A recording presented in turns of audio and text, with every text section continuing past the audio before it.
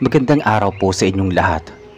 Ako po si Renato at gusto kong ibahagi sa inyo ang isang kwento na nangyari sa aming pamilya noong taong 1977. Hindi ko po makakalimutan ang mga kaganapan dahil mismong buhay namin ang nasangkot. Noong panahong yon, nakatira kami sa isang liblib na baryo sa may parting Visayas. Payak lang ang pamumuhay namin. Bukid at palaisdaan ang kinabubuhay ng karamihan sa mga tao doon. Tahimik naman ang baryo pero kilala din ito sa mga kwentong kababalaghan. Maraming nagsasabi na may mga nilalang na gumagala tuwing gabi. Mga engkanto, tikbalang at lalo na ang mga aswang. Kasama ko noon sa bahay sina Tatay Monching, si Nanay Sally at ang lola kong si Pasinga. Bata pa ako pero ramdam ko ang tensyon sa paligid ng pamilya namin. Ang lola kong si Pasinga, sa kabila ng pagiging mabait at maalaga, ay may mga bagay na hindi mapaliwanag sa kanya. Madalas siyang naglalakwatsa tuwing hating gabi. Kapag tinatanong ni nanay kung saan siya galing, lagi niyang sagot ay, "Nagpunta lang ako kina Aling Nena. May pinag-usapan kami." Pero hindi ka panipaniwala dahil gabi na at malayo ang bahay ni Aling Nena. May mga kapitbahay din na nagsasabing nakikita daw nila si Lola na nasa gitna ng kakahuyan, nakaupo sa malaking bato at parang may inaawit. Si Tatay Monching, seryoso at ekstriktong tao. Hindi madaling maniwala sa mga tsismis. Pero isang gabi, nakauwi siyang lasing galing sa may sabungan. Habang kumakain kami ng hapunan, bigla niyang sinabing, "Sally, napansin mo ba ang nanay mo? Iba ang kilos. Kanina may narinig akong usapan sa tindahan. Ang sabi, aswang daw siya." "Monching, huwag kang makikinig sa mga walang basihang chismis. Nanay ko yan. Alam mong mabait siya, hindi ba?" Tahimik lang ako habang pinagmamasdan silang dalawa. Kita ko sa mukha ni nanay ang pagkabahala. Si tatay naman ay puno ng pagdududa. Kinagabihan mahimbing na sana ang tulog ko nang biglang may narinig akong kaluskos sa likod ng bahay. Dahan-dahan akong tumayo at sumilip sa bintana.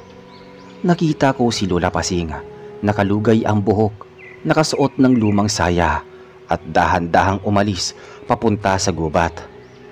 May dala siyang parang bayong. Kinabukasan, kinuwento ko ito kay tatay. "Tay, nakita ko po si Lola kagabi. Pumunta siya sa gubat." Nanlaki ang mga mata ni tatay at sinulyapan si nanay. "Sabi ko na nga ba? Sally, oras na para malaman natin ang totoo." Nag-init ang pagtatalo nila. Pilit na pinagtatanggol ni nanay si Lola, pero mas lalo lang lumalakas ang hinala ni tatay. Dumating ang mga sumunod na gabi at mas dumami pa ang mga kwento ng mga kapitbahay. May alaga raw na baboy na biglang nawala. May batang biglang nagkasakit at hindi mapaliwanag ang sanhi. At may nakita raw na malaking ibon na parang tao ang mata. Lumilipad sa bubong ng kapitbahay. Lahat ng ito, si Lola ang pinagbibintangan. Hanggang sa dumating ang gabing hindi ko makakalimutan. Sir Reggie, dito na nagsimula ang mga kakaibang pangyayari. Bandang 11:00 ng gabi, tahimik ang paligid, madilim ang kalangitan, tanging liwanag lang ng buwan ang nagbibigay ng kaunting liwanag sa aming bakuran. Mahimbing na natutulog si nanay at si tatay, pero ako hindi mapakali. Parang may gumigising sa akin na hindi ko maintindihan. Bigla kong narinig ang kaluskos mula sa likod ng bahay. Kinabahan ako. Dahan-dahan akong bumangon at sumilip sa siwang ng dingding. Doon ko nakita si Lola Pasing, nakatalikod at nakaupo sa mahabang bangko. Hindi siya kumikilos, pero dinig ko ang mahina niyang ungol na parang may inaawit na kakaibang tono. Kinabahan ako, si Reggie. Kaya agad kong ginising si tatay. "Tay, si Lola nasa labas. May ginagawa siya." Nagising si tatay at agad na tumayo. Kinuha niya ang itak na nakasabit sa dingding at dahan-dahang lumapit sa bintana. Nang sumilip siya, biglang nanigas ang mukha niya. "Sally, bumangon ka," sabi ni tatay. Nagulat si nanay at agad lumapit. Nang makita niya ang ina sa labas, napaiyak siya. Monching, baka naglalabas lang ng sama ng loob si nanay. Huwag mong pakialaman. Pero hindi nakinig si tatay. Lumabas siya ng bahay at ako naman ay sumunod sa likod niya. Sa ilalim ng buwan, nakita naming lahat si Lola Pasing na unti-unting tumayo. Nakapikit ang kanyang mga mata at may dugo sa gilid ng kanyang labi. Nakita ko rin ang basang-basang damit niya. Parang may kinatay na hayop. "Pasing, ano ba ginagawa mo?" Dahan-dahang lumingon si Lola sa amin. Ang mga mata niya ay nanlilisik na mapula at ang ngiti niya nakakatindig balahibo. Monching, bata ka pa rin sa panangin ko. Huwag mo akong pangunahan. Napaatras ako sa takot pero si tatay, ang itak ay hawak niya at matapang na hinarap si Lola. "Hindi ko hayaang saktan mo ang pamilya ko. Kung totoo ang hinala ko, titigilan mo na to, Pasing." Biglang humagalpak ng tawa si Lola. Malalim, malamig at parang hindi tao talaga. Hindi niyo ako maintindihan. Hindi niyo alam ang kapangyarihan ko.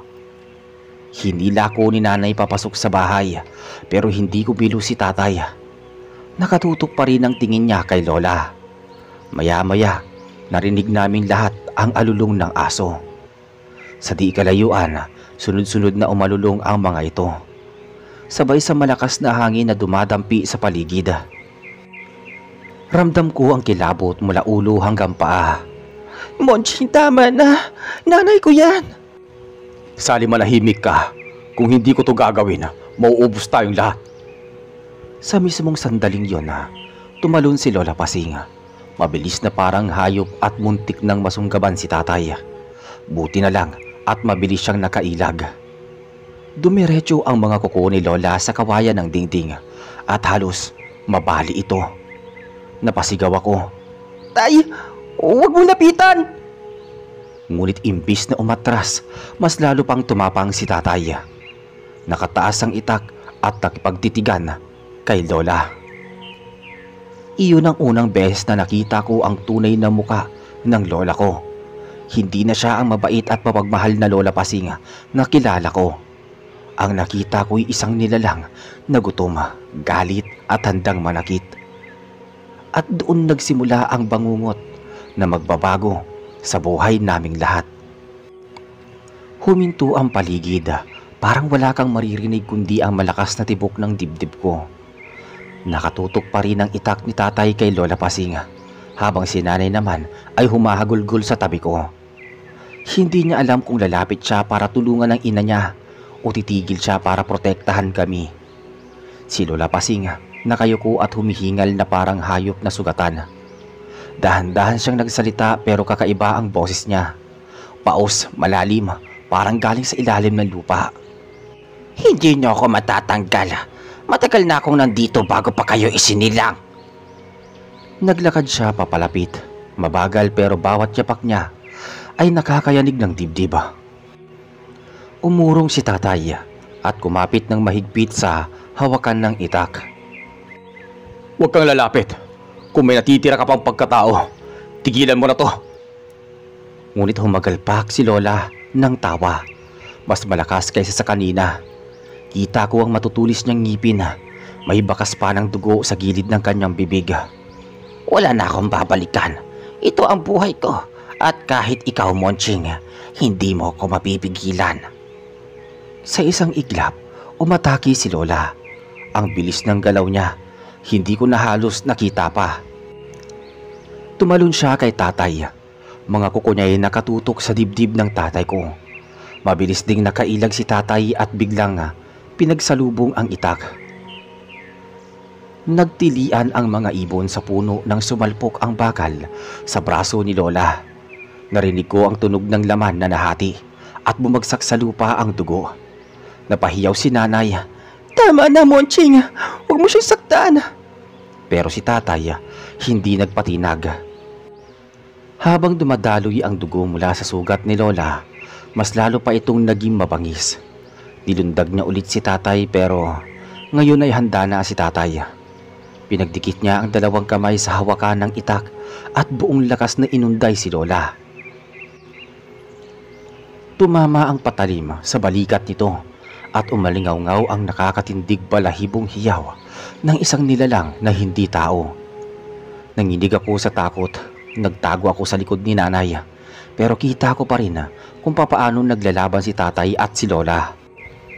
Tay, tama na po. Baka mamatay siya. Sigaw ko, ngunit hindi nakikinig si tatay. Parang buong galit niya ay ibinubuhos sa bawat palo ng itak. Si Lola sa halip na bumagsak, mas lalo pang lumakas. Nakita kong kumislap ang mga mata niya na nagdilim at mapula. At halos masunog ang kaluluwa ko sa titig niya. Hindi niyo ako mapapatay. Bigla siyang tumalon pataas at sa loob ng ilang segundo para bang lilipad siya. Kumapit siya sa bubong ng bahay at mula doon ay tumingin siya pababa sa amin. "Pasing bumaba ka dyan, harapin mo ko!" sabi ni tatay. Hindi kumibo si Lola. Sa halip, ngumiti siya at muling humagalpak ng tawa. Pero bigla siyang sumugod ulit mula sa bubong pababa kay tatay. At doon na nagsimula ang pinakamagdugong engkwentro ng buhay namin. Sa bubong, biglang bumagsak si Lola Pasing pababa kay tatay. Ang bilis niya parang anino lang na dumaan sa hangin. Napasigaw si nanay at napayakap sa akin. Pero si tatay matibay ang tindig. Hawak pa rin ang itak, handa sa pagsalag. Pagbagsak ni Lola, sumalpok sila ni tatay sa lupa. Gumulong sila sa damuhan at halos mabitawan ni tatay ang hawak na itak. Kita ko ang muka ni Lola, nangangasima, nanlilisik ang mga mata at bukas ang bibig na parang kakagatin si tatay. "Umalis ka, Pasing! Wala kang karapatang manakit ng pamilya ko!" Ngunit sumagot si Lola habang pilit na sinasakal ang leeg. Hindi mo ko mapipigilan. Matagal na akong gutom. Kumurap lang ako at nakita kong halos tumama na ang ngipin ni Lola sa balat ni tatay. Sa huling segundo, naiangat niya ang itak at naitulak palayo si Lola. Umagos ang dugo mula sa braso ni tatay. Kinagat siya ng matutulis na kuko. Napasigaw si nanay. Monching, tigilan mo na. Baka mamatay ka. Pero hindi na nakinig si tatay. Mabilis siyang tumayo, halos duguan ang kamay at muling tinaas ang itak. Lumapit siya kay Lola na gumagapang pa sa lupa. Ako naman nanginginig na nakatingin.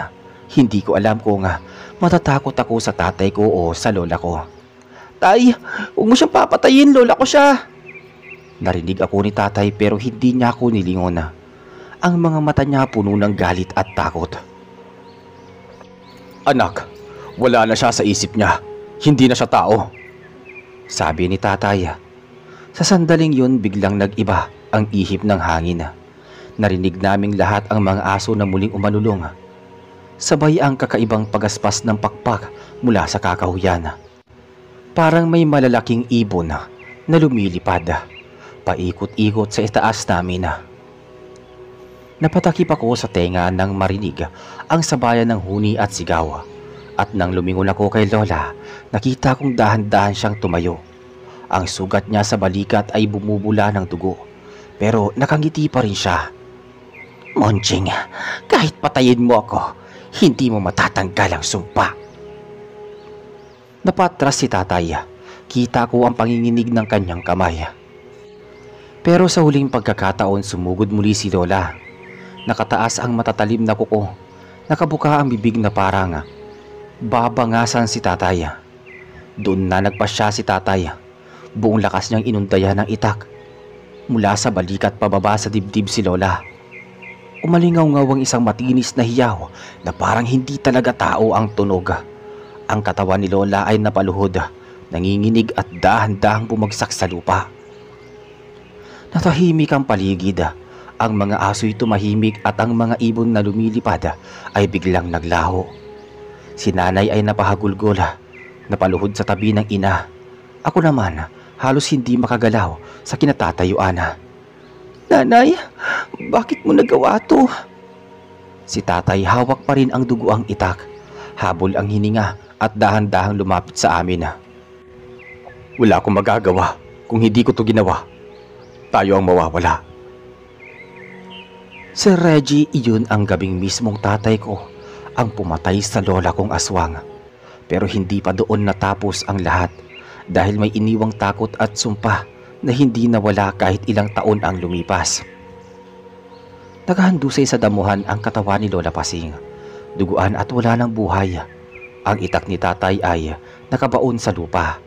Nanginginig ang kamay niya habang pinagmamasdan ang ginawa niya. Si nanay naman nakaluhod sa tabi ng bangkay ng kanyang ina. Humahagulgol ng malakas. Ako hindi ko alam kung anong mararamdaman ko. Bata pa ako noon pero malinaw sa isip ko ang lahat ng nakita ko. Ang lola kong minahal ko, ang lola kong nag-alaga sa akin, siya rin pala ang kinatatakutan ng buong baryo. At ang tatay ko mismo, ang pumatay sa kanya. Kinabukasan, kumalat ang balita sa buong baryo. Halos lahat ng kapitbahay ay dumating sa bahay namin. May ilan na tahimik lang, nakamasid pero karamihan ay nagbubulungan. Totoo pala, aswang nga si Pasing. Sabi ng kapitbahay na isa. Buti na lang at natigil na. Kung hindi baka marami pa siyang mapipinsala. Dagdag ng isa pang kapitbahay.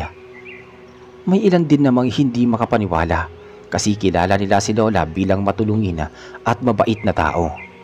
Pero ang mga chismis tungkol sa kanya, iyon ang napatibay na sa paniniwala ng karamihan.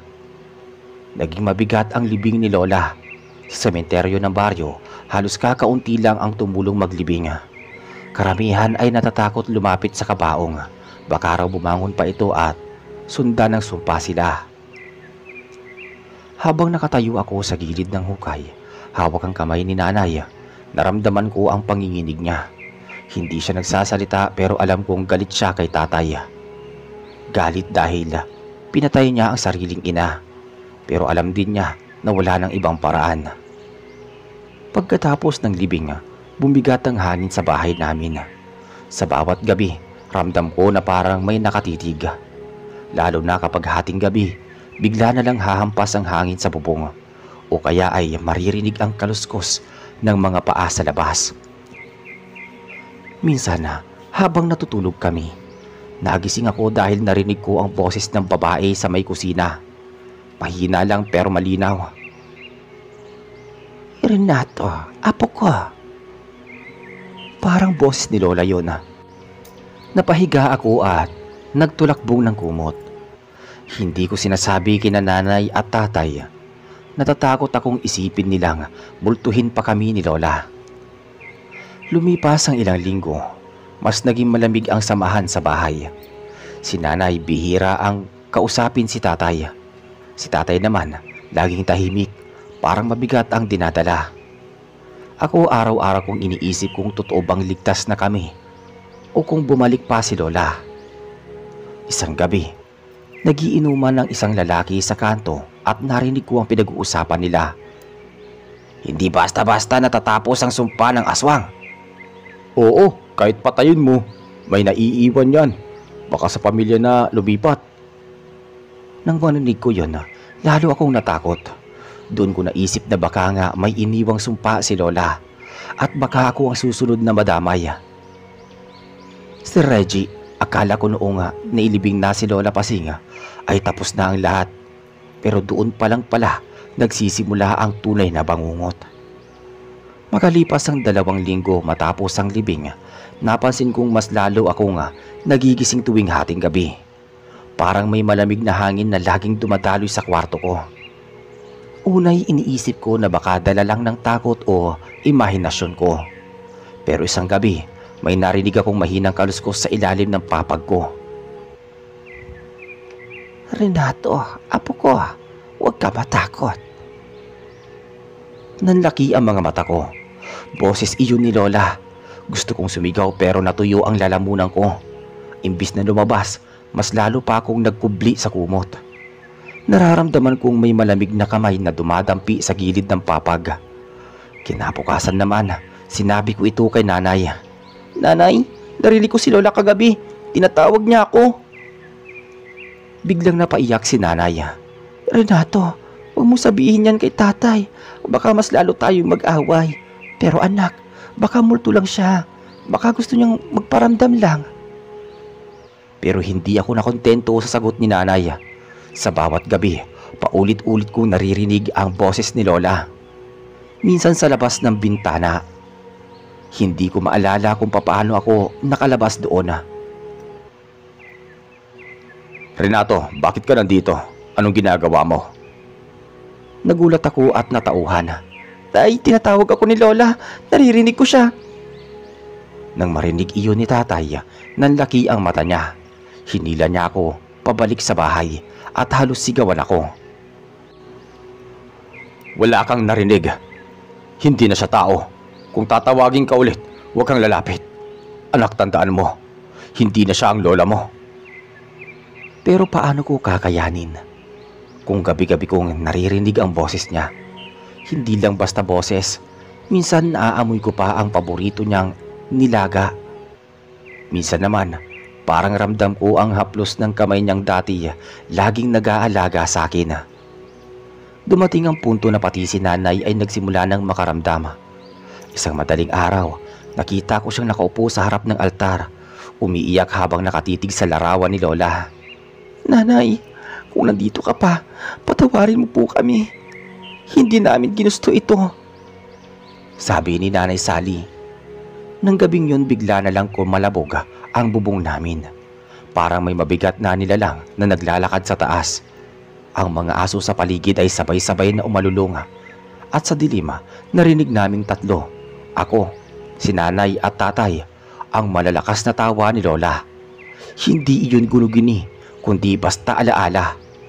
Totoo talaga, totoo ang narinig namin. At doon muling nagbalik ang takot sa bahay namin. Hindi pa tapos ang lahat, ang sumpa, buhay na buhay pa rin.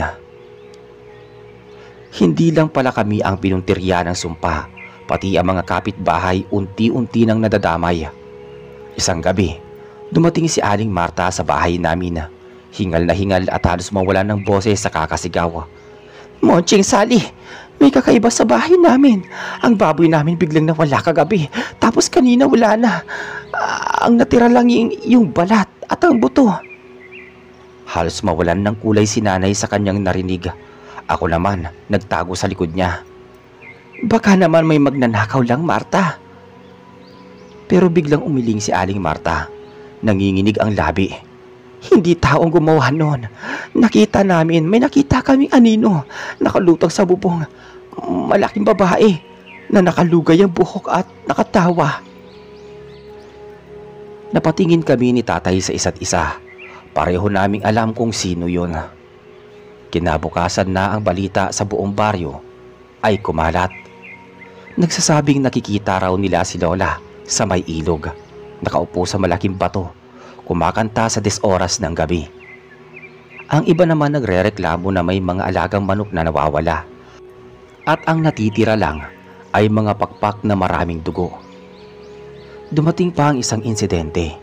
Ang anak ni Mang Edward, isang kapitbahay namin, biglang nilagnat ng mataas at hindi na makabangon. Pinatawag nila ang albularyong si Mang Cardo. Habang nag-aalay ito ng dasal at ritual, bigla raw napapasigaw ang bata. Hindi niyo ako mapapalayas. Akin siya. Sabi ng bata na paos ang boses. Mismong boses ni Lola ang lumalabas sa bata. Lahat nandoon.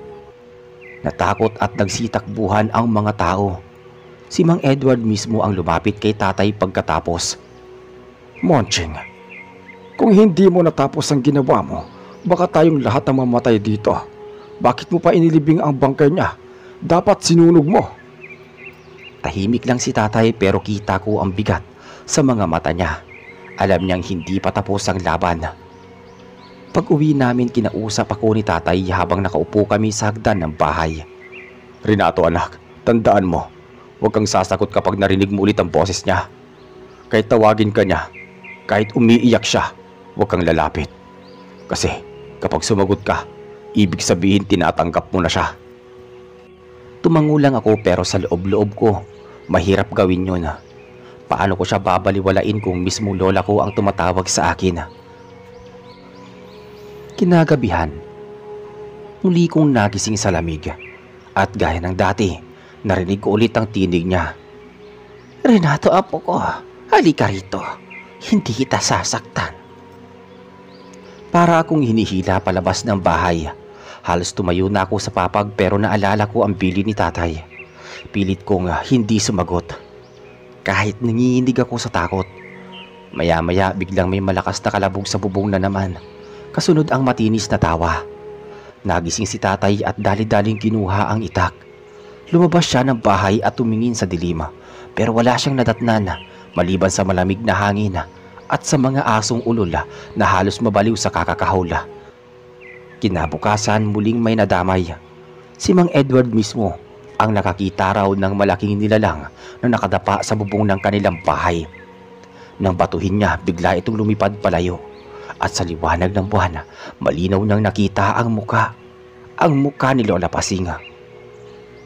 Doon na nagsimula ang pagpapasya sa taong baryo. Hindi na sila makapaghintay at isang gabi pinuntahan si tatay ng mga lalaki, dala ang mga sulo at barila. Monching, hindi ka na pwedeng tumahimik. Dapat tapusin natin to.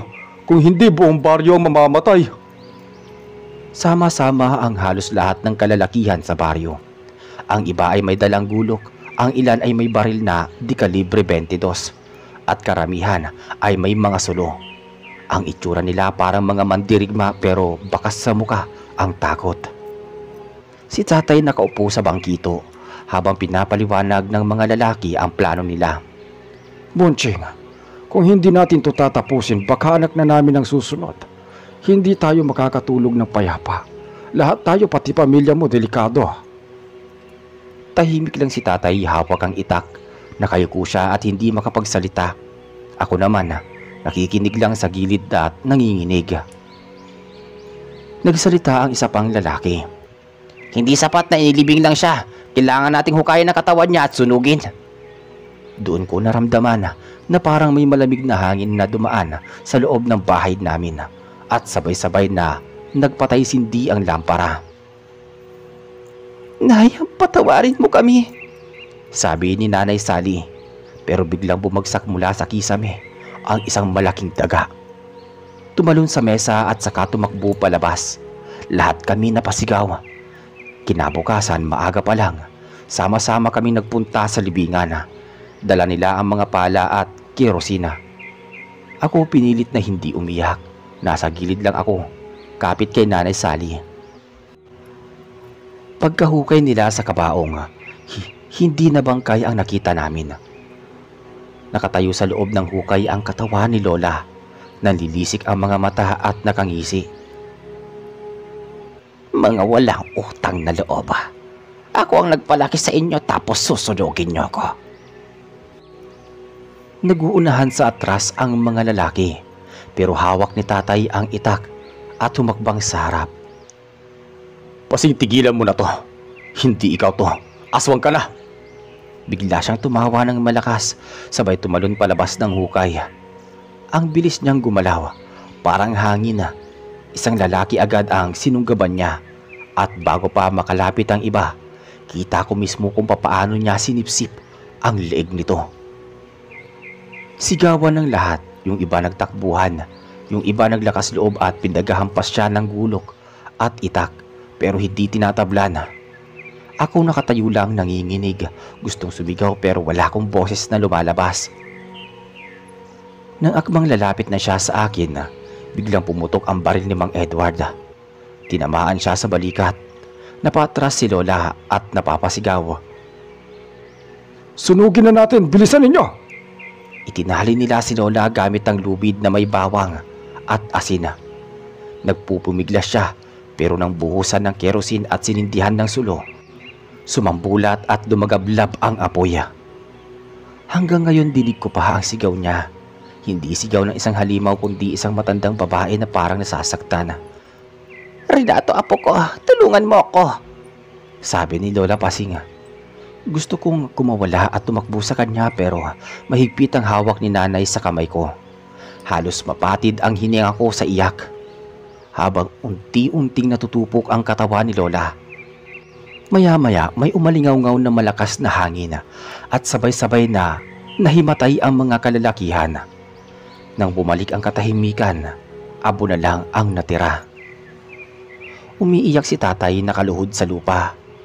Patawarin mo ko. Wala akong magawa. Kinabukasan kumalat ang balita. Wala nang nawawalang alaga. Wala nang aninong nagliliparan sa bubong.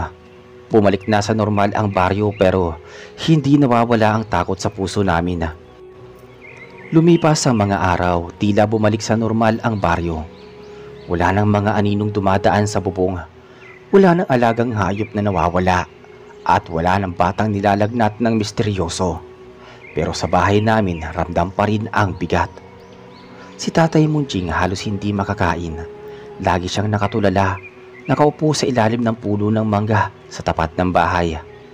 Madalas niyang hawak ang kanyang itak pero hindi niya na ito ginagamit. Para bang napako ang isip niya sa gabing sinunog nila si Lola Pasing. Monching, kumain ka na. Paano tayo mabubuhay ng bata kung ganyan ka? Sabi ni nanay. Hindi siya sumasagot, tumatango lang. Ako naman gabi-gabi pa rin na nagigising. Hindi na boses ni Lola ang naririnig ko pero sa tuwing ipipikit ko ang mga mata ko, bumabalik sa alaala ko ang mukha niya habang nasusunog at sigaw niya na tinatawag ang pangalan ko. Minsan habang nag-iigib ako ng tubig sa poso, may lalaking lumapit. Siya si Mang Cardo, yung albularyo na minsan ding nilapitan nila. Renato Apo, matapang ang tatay mo. Pero dapat mong tandaan, hindi basta nawawala ang dugo ng isang aswang. Kapag sinunog, natatapos ang katawan. Pero ang alaala, nananatili sa dugo ng pamilya. Parang binuhusan ako ng malamig na tubig. Hindi ko alam kung anong ibig niyang sabihin. Pero hindi ko na tinanong kasi natatakot ako sa isasagot. Makalipas ang ilang linggo, napansin namin na madalas na napapanaginipan ni tatay si Lola. Madalas siyang napapasigaw sa gabi. At paggising niya, pawis na pawis siya at hingal na hingal. Isang gabi umupo ako sa tabi niya. Tay, wala na si Lola, di ba? Matagal siyang tumingin sa akin bago sumagot. Wala na, pero nasa alaala natin siya, anak. At kahit anong gawin ko, ako pa rin ang pumatay sa nanay ko. Hindi ko alam kung anong sasabihin ko noon. Bata pa ako pero naiintindihan ko ang bigat na dinadala niya. Sa baryo naman, kahit wala na si Lola, iba ang tingin sa amin ng mga tao. Parang may layo, parang may hiya o takot. Ang iba hindi na nagpupunta sa bahay namin. Ang mga bata iniiwasan akong kalaro. Minsan narinig ko pa ang isang alin na habang bumibili sa tindahan. Ay, yung apo ni Pasing, baka may lahi din yan. Para akong sinaksak sa dibdib. Umuwi ako noon na umiiyak. Sinabi ko yun kay nanay. Nay, aswang din daw ba ako? Iyakap lang ako ni nanay ng mahigpit. Hindi anak, hindi ka aswang, tao ka. At kahit anong sabihin nila, anak ka namin. Pero si Reggie kahit paulit-ulit kong naririnig na hindi ako aswang, sa bawat tingin ng tao, sa bawat bulungan sa likod ko, parang natatak na yung pangalan ni Lola sa akin. Minsan habang naglalakad ako sa bukirin, may narinig akong boses sa hangin. Hindi kasing lakas ng dati pero malinaw. At ang sabi, Renato, apo ko. Napalingon ako pero wala akong nakita. Tumingala ako sa langit at doon ko napansin na eksaktong araw ng pagkasunog niya. Akala namin unti-unti nang matatapos ang lahat pero mali pala. Kasi noong sumapit ang unang taon ng pagkamatay ni Lola Pasing, nagsimula na namang mangyari ang mga bagay na hindi mapaliwanag. Noong gabi ng anibersaryo ng kanyang pagkasunog, umihip ang hangin ng kakaiba. Sa ilalim ng buwan, nakita ko ang isang aninong nakatayo sa gitna ng bakuran. Nakalugay ang buhok, putol-putol ang katawan pero nakangiti. Monching, anak ko, bakit mo ako pinatay? Boses ni Lola. Si tatay parang naistatwa. Hawak niya ang itak pero nanginginig ang kamay. Tigilan mo na to. Hindi ikaw yan, halimaw ka na. Sabi naman ni tatay. Ako pa rin ito, anak. Ina mo. At hindi mo matatapos to. Kahit sinunog niyo ako, hanggang sa dugo niyo buhay ako. Biglang lumakas ang hangin. Halos madapa si tatay. Lahat ng sulo sa paligid, sabay-sabay namatay. Ang naiwan lang, liwanag ng buwan. Nakita ko mismo, lumapit si Lola kay tatay. Hindi na siya mukhang tao. Ang mata niya'y puro puti. Ang bibig niya'y umaagos ng dugo. Munching, bumalik ka na rito, sabi ni Nanay Sally. Pero hindi gumalaw si tatay. Nangakmang hahawakan na siya ni Lola. Biglang tumakbo si Mang Edward, dala ang bote ng asin at bawang. Binuhusan niya ito sa lupa. Pinalibutan sila ni tatay. Umungol ng malakas si Lola, parang aso na nasugatan. Hindi ka na welcome dito, Pasing. Tapos ka na. Nangangalit si Lola, sabay naglalaho na lang bigla sa hangin. Parang usok na tinangay ng hangin. Naiwan si tatay na nakaluhod, hawak ang dibdib at halos hindi makahinga. Kinabukasan, pinag-usapan na naman ang buong baryo. Yung iba naniniwalang kaluluwa ni Lola ang bumalik. Yung iba, sinasabing hindi siya tuluyang nasunog, na may natira pang bahagi ng katawan niya na hindi nadurog. Pero ako, si Reggie, mas malala pa ang nararamdaman ko.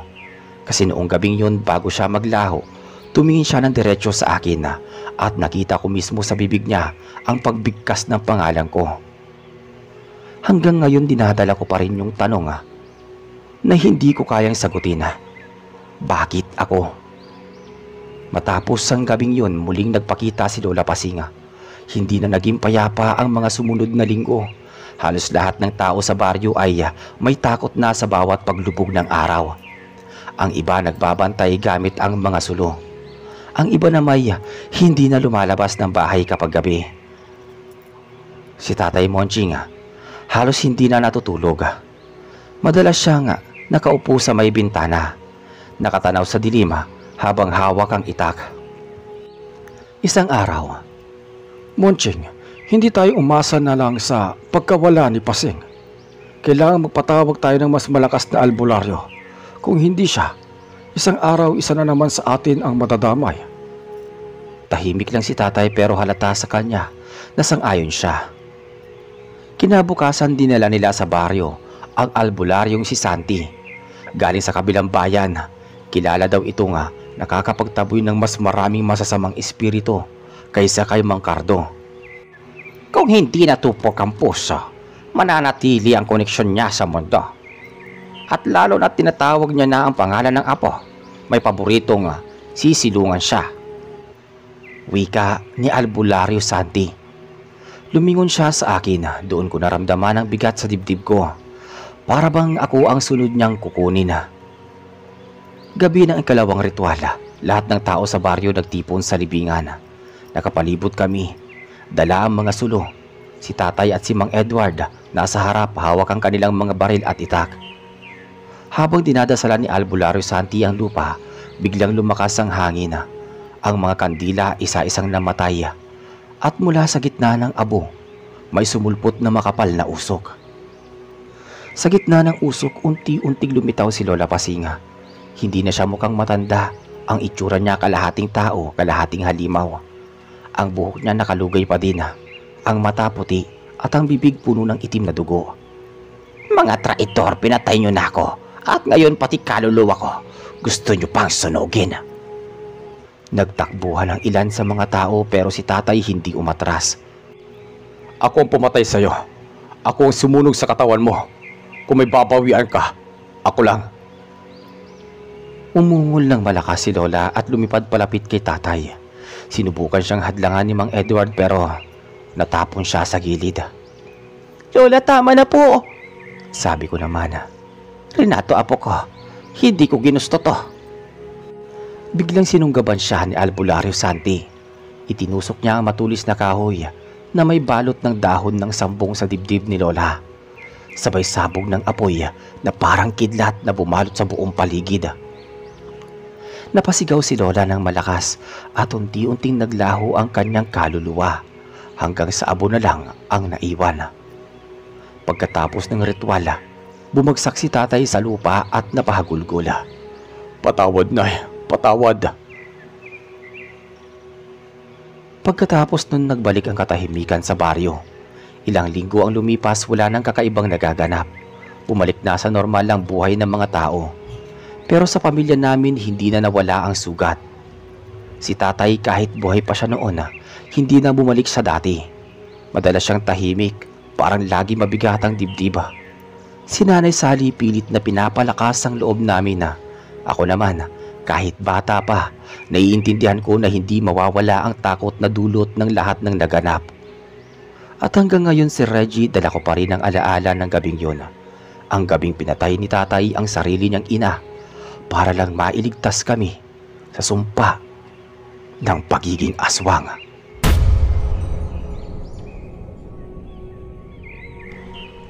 At dito po natatapos ang ating kwento. Muli, ako po si Reggie, ang inyong narrator sa channel na Kwentuhan Tayo. Hanggang sa muli.